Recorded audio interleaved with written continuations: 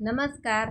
आषाढ महिना सुरू झाला की महाराष्ट्रातील घरोघरी हा आखाड तळायला सुरुवात होते. तर आज आपण खमंग खुसखुशीत गव्हाचे पीठ आणि गुळाच्या या कापण्या बनवणार आहोत.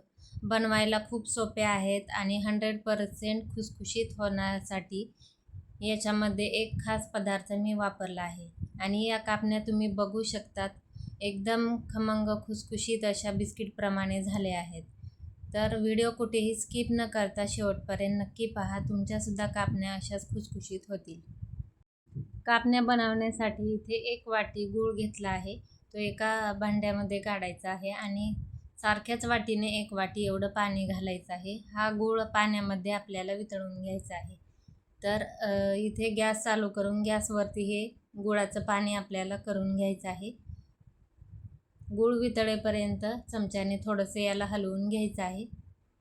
गॅसवरती गरम केल्यामुळे पटकन गूळ वितळला जातो.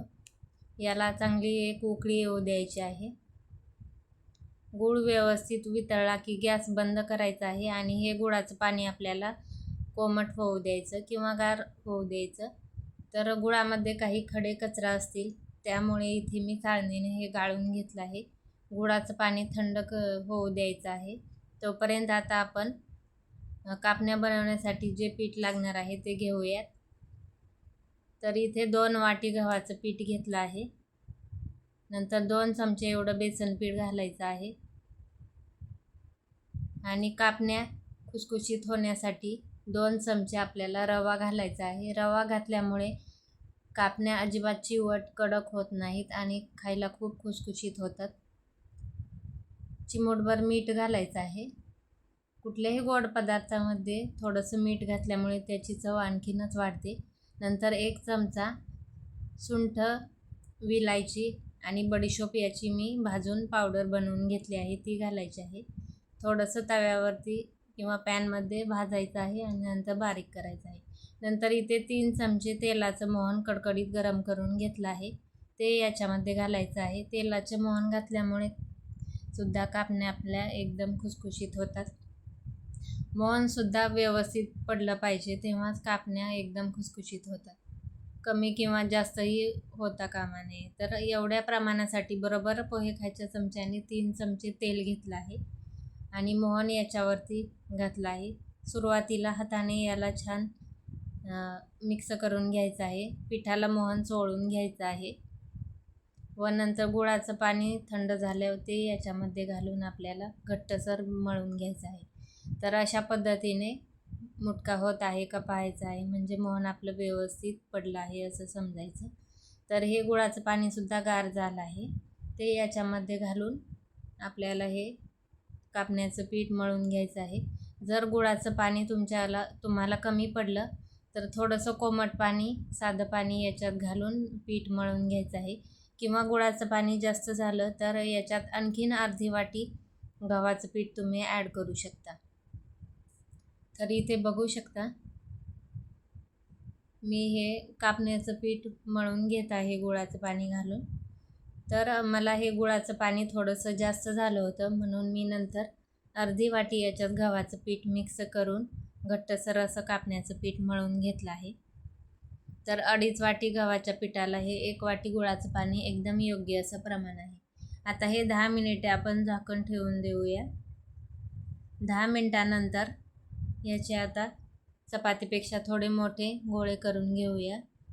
पीठ जास्त सैल मळू नका, घट्टच ठेवायचं आहे, म्हणजे कापण्या आपल्या मऊ पडत नाहीत, त्या खुसखुशीत होतात. तर अशा पद्धतीने याचे 4 उंडे बनवून घेतले आहेत. आता यातील 1 उंडा पोळपाटावर आपल्याला लाटून घ्यायचा आहे. थोडंसं लाटून झाल्यानंतर याच्यावरती खसखस लावायची आहे व नंतर पुन्हा लाटून घ्यायचं आहे. तर सुरुवातीला एका साईडने खसखस लावून थोडंसं लाटून घेते. खसखस लावल्यामुळे कापण्या दिसायला एकदम सुंदर दिसतात आणि त्याची चवही आणखीन वाढते. तर खसखस लावून थोडंसं लाटून घेतलं आहे. तर पलटी करून दुसऱ्या साईडने सुद्धा खसखस लावून लाटून घ्यायचं आहे. जास्त पातळी लाटायचं नाही, मिडियम साईजचं आपल्याला याची चपाती लाटून घ्यायची आहे. तरी इथे खसखस लावून बघू शकता मी कितपत जाड ही चपाती लाटली आहे. जास्त पातळ ठेवल्यामुळे ही कडक होण्याची शक्यता असते. तर इथे बघू शकता मीडियम जाड मी ही चपाती लाटून घेतली आहे. आता याला कापणीच्या आकारात चौकोनी असं हे कट करून घ्यायचं आहे. जास्त कापण्या जाड ठेवल्यावर सुद्धा त्या मऊ पडतात, त्यामुळे इथे जास्त पातळही ठेवायचे नाही आणि जास्त जाडही नाही. तर इथे बघू शकता मी सर्व कापण्या अशा पद्धतीने कट करून घेतल्या आहेत. प्लेटमध्ये याला काढून घ्यायचं आहे.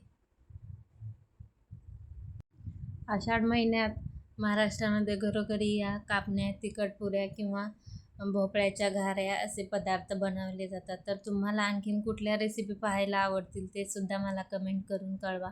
मी नक्कीच त्या तुमच्याशी शेअर करेन. तर इकडे बघू शकता मी किती जाड या कापण्या ठेवल्या आहेत. सर्व कापण्या या पद्धतीने बनवून घेते. नंतर गॅसवरती तेल गरम करायला ठेवलं आहे.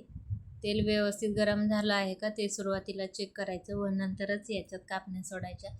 तेल व्यवस्थित गरम झालं की गॅस पूर्णपणे लो ठेवायचा आहे आणि कमी गॅसवरतीच आपल्याला या छान गोल्डन ब्राऊन होईपर्यंत तळून घ्यायच्या आहेत. गॅस कुठेही मोठा करायचा नाही, नाहीतर त्या जास्त खुसखुशीत होत नाहीत, नंतर मऊ पडतात. तर एकदम बारीक गॅसवरतीच या छान लालसर अशा तळून घेतल्या आहेत. काढून घेऊया. तर अशाच पद्धतीने राहिलेल्या सुद्धा कापण्या मी तळून घेते. बघू शकता रंग एकदम छान आलेला आहे आणि तळल्यानंतर याच्यावरती खसखस ती आणखीनच छान दिसते. कापण्या तळत असताना एकदम जास्तही टाकू नका, जेवढ्या मावतील तेवढ्याच टाका आणि मोठ्या गॅसवरतीही तळू नका. बारीक गॅसवरती तळल्यामुळे एकदम छान खुसखुशीत होतात. इकडे बघू शकता सर्व कापण्या तळून झाल्या आहेत. रंग बघू शकता एकदम छान आलेला आहे आणि त्यावरची खसखस सुद्धा किती सुंदर दिसत आहे बघू शकता. आणि इकडे मी कापण्या तुम्हाला तोडून सुद्धा दाखवत आहे. एकदम खमंग खुसखुशीत अशा बिस्किटप्रमाणे झाले आहेत. तुम्ही सुद्धा व्हिडिओ सांगितलेल्या टिप्स वापरून अशा पद्धतीने नक्की बनवून पहा. व्हिडिओ जर आवडला असेल तर प्लीज एक लाईक नक्की करा. व्हिडिओ जास्तीत जास्त शेअर करा आणि चॅनेलला जर अजून सबस्क्राईब केलं नसेल तर प्लीज सबस्क्राईब करा. भेटूया अशाच एका नवीन व्हिडिओसोबत. धन्यवाद.